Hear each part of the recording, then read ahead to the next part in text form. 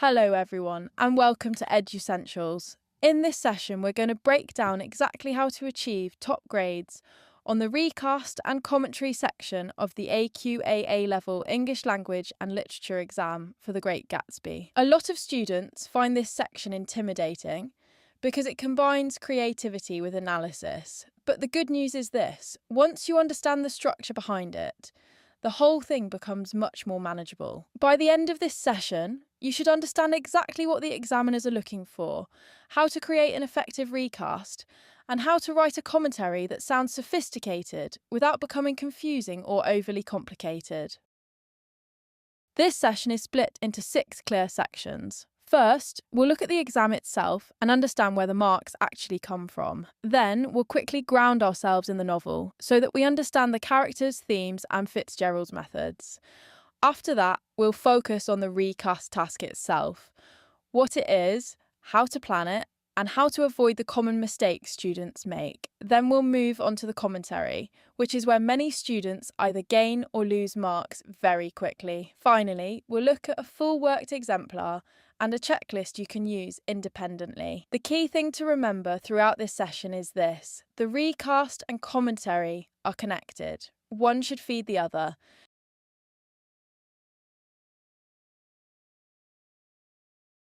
Before writing anything, you need to understand the architecture of the exam. Students often jump straight into writing without fully understanding what the task is actually asking them to do. This section is designed to test 2 things at the same time. First, your ability to write creatively and convincingly. Second, your ability to analyse the choices you made as a writer. In many ways, this section turns you into both the author and the critic. Section A contains 2 linked tasks. Question 5 is the recast. This is worth 25 marks and focuses entirely on AO5. You'll be given a printed extract from the Great Gatsby, and your job is to transform it into a new piece of writing from a different perspective, voice or form. Then comes question 6, the commentary. This is worth 30 marks and asks you to reflect critically on the decisions you made in your recast. One really important thing to remember is that both tasks are open book. You take a clean copy of the Great Gatsby into the exam. That means you don't need to memorise endless quotations. Instead, you need to understand Fitzgerald's methods deeply enough to adapt and discuss them. There are 3 assessment objectives in this section. AO2 is about analysing how meaning is shaped. This means explaining how language choices affect the reader. AO4 is about making connections between your writing and Fitzgerald's original text. This is essential. If you do not compare your work with the base text, you cannot access AO4 marks. AO5 focuses on the quality of your writing. In the recast, this means originality, flair, and sustained voice. In the commentary, AO5 is more about structure, organisation, and technical accuracy. A really useful way to think about this section is that the recast shows your craft, while the commentary explains your craft. This slide is extremely important because it tells you where the marks actually are.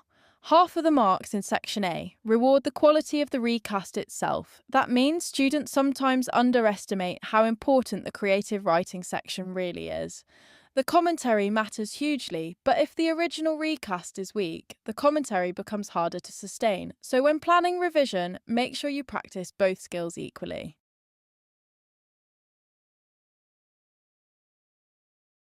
Before you can successfully recast the novel, you need a secure understanding of the world Fitzgerald created. You do not need to remember every tiny event. What matters more is understanding atmosphere, character voice, themes, and symbolism. The best recasts feel believable because they stay faithful to Fitzgerald's world. This slide gives you a quick overview of the entire novel. What's important here is recognising that each chapter has its own emotional atmosphere. For example, Chapter 3 is glamorous and mysterious because of Gatsby's parties.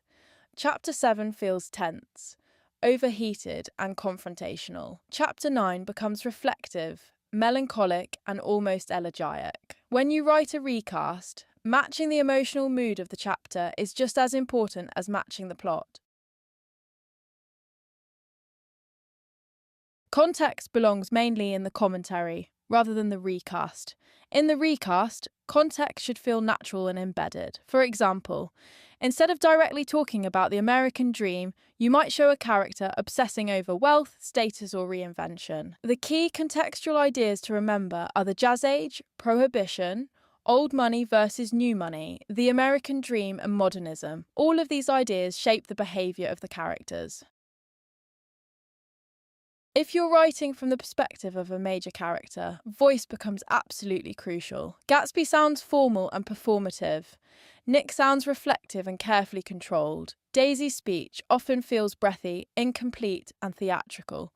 Tom sounds blunt and aggressive. The best way to revise character voice is not just by learning quotations, but by noticing patterns in how characters speak. Minor characters are often perfect choices for recasts because Fitzgerald gives them less direct attention. That gives you more creative freedom. Characters like Owlies, Michaelis, or Catherine can offer perspectives that feel fresh while still remaining believable. Examiners love these overlooked voices because they enrich the original text rather than simply repeating it. Themes are the big ideas of the novel.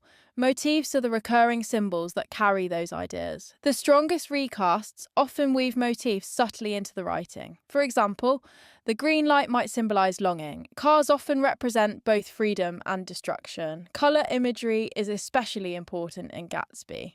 White suggests illusion and false purity. Gold represents wealth and decay. Grey becomes associated with emptiness and death. This slide is one of the most important in the entire presentation. Your commentary should constantly compare your own choices with Fitzgerald's methods. Notice how Fitzgerald uses retrospective narration, unreliable narration, symbolism, and lyrical prose. You do not need to imitate Fitzgerald exactly. In fact, sometimes the best approach is to deliberately contrast your style with his. For example, Fitzgerald's prose is often highly lyrical, but a working-class narrator might use much plainer language. That contrast itself becomes something you can analyse in the commentary. Now we move on to the recast itself. This is where students become writers. A top-level recast does not simply retell the extract. Instead, it adds a new perspective while remaining faithful to Fitzgerald's world. Think of it as entering the novel through a different doorway. A recast is not fan fiction.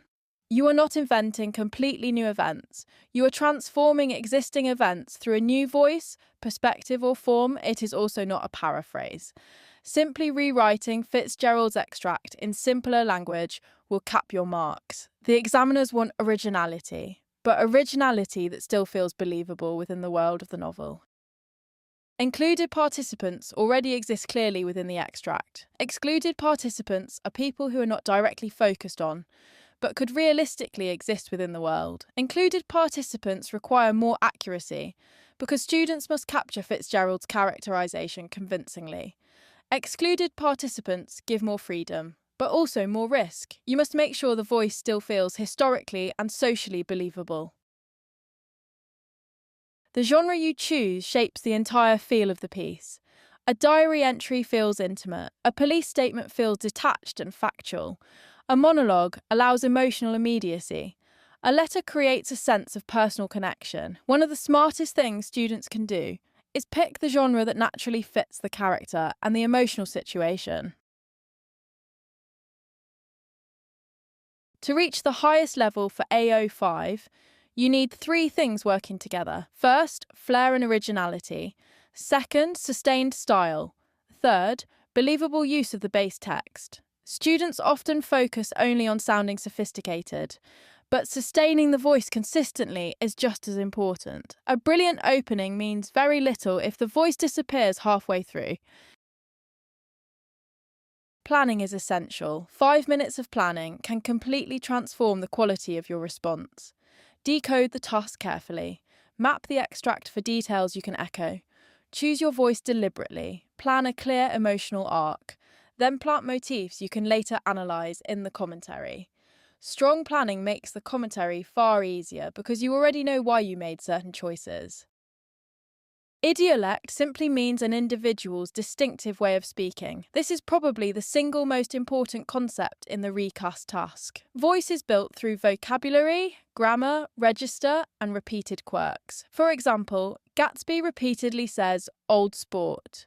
Daisy often leaves sentences unfinished. Tom relies on blunt declaratives. The more specific the voice feels, the more convincing the recast becomes. Before writing line 1, you need to make several technical decisions. Who is speaking? When are they speaking? Who are they speaking to? What form are they using? And where do they stand in relation to the events? These choices shape tone, language, and structure. Strong writers make these decisions intentionally. Examiners reward attention to small genre details. A letter should feel like a letter. A diary should feel private. A monologue should sound spoken. These tiny conventions help prove mastery. Sometimes students focus so much on sounding literary that they forget the actual form. Always remember that genre itself shapes meaning.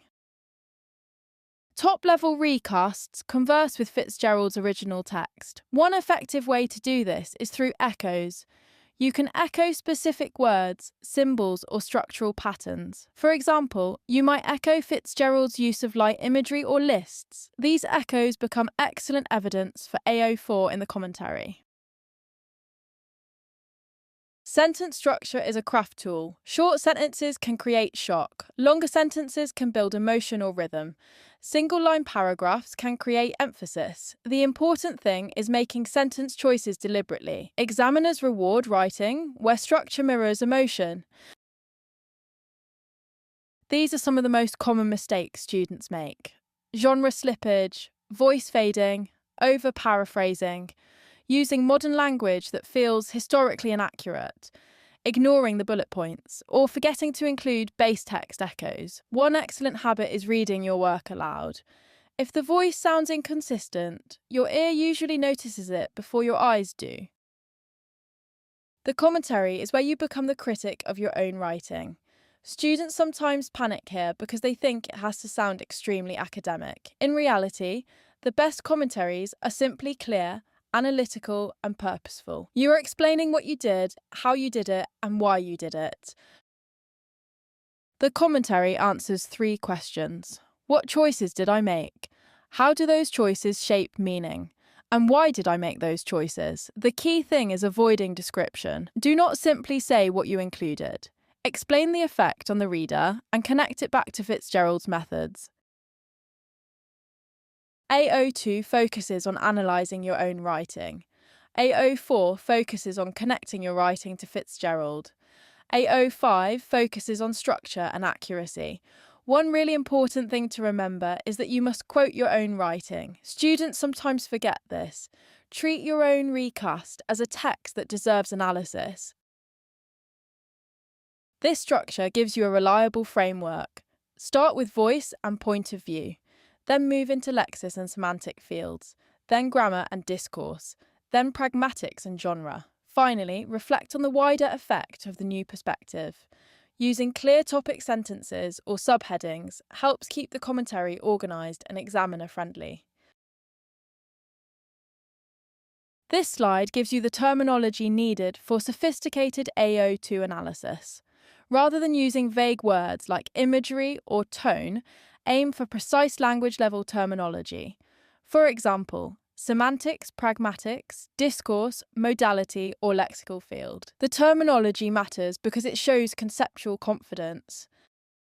These template slides are designed to help scaffold your analytical writing. Notice the repeated structure. Identify the choice. Quote the evidence. Name the language level, explain the effect, then compare it with Fitzgerald. This structure keeps your commentary analytical rather than descriptive.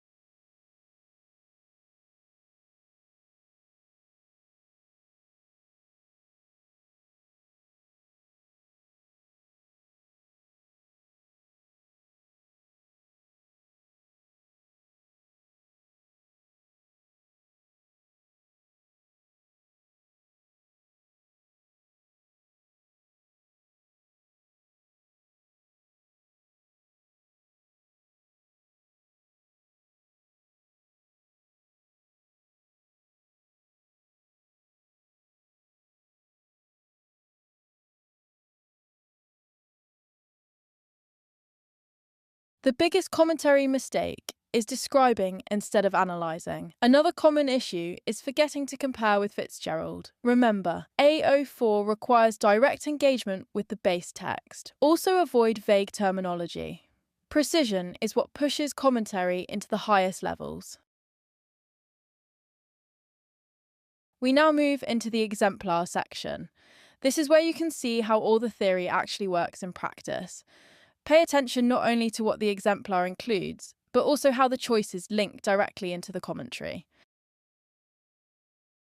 This exemplar focuses on Mr. Gats after Gatsby's death. What makes it effective is that it stays faithful to Fitzgerald's world, while adding emotional depth through the father's perspective. Notice the careful use of idiolect, the restrained emotional tone, and the repeated motifs of naming, rain, and memory. Then look at how the commentary explains those decisions. The strongest parts of the commentary are the moments where it compares similarities and differences between the recast and Fitzgerald's methods. That comparison is what creates sophisticated AO4 discussion.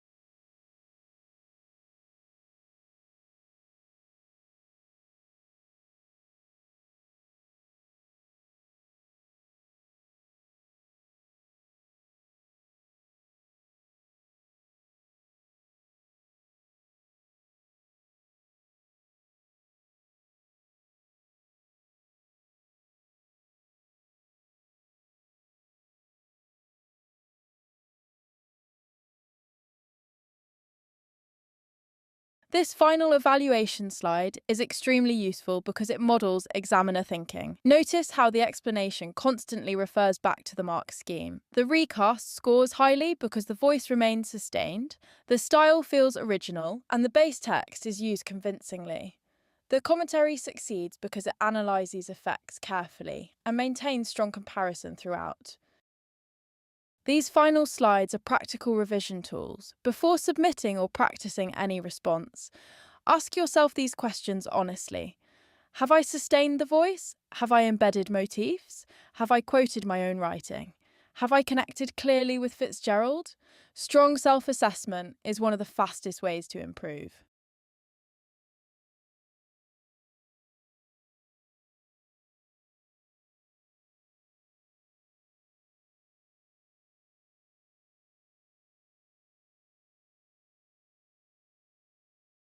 To finish, remember this. The recast and commentary section is not about sounding the most complicated. It is about making deliberate, thoughtful choices. The strongest students understand that every language choice, every structural choice, and every genre choice shapes meaning. If you can write creatively, while also explaining your methods clearly and confidently, you're already operating at a very high level. Thank you for listening, and good luck with your revision and exam preparation.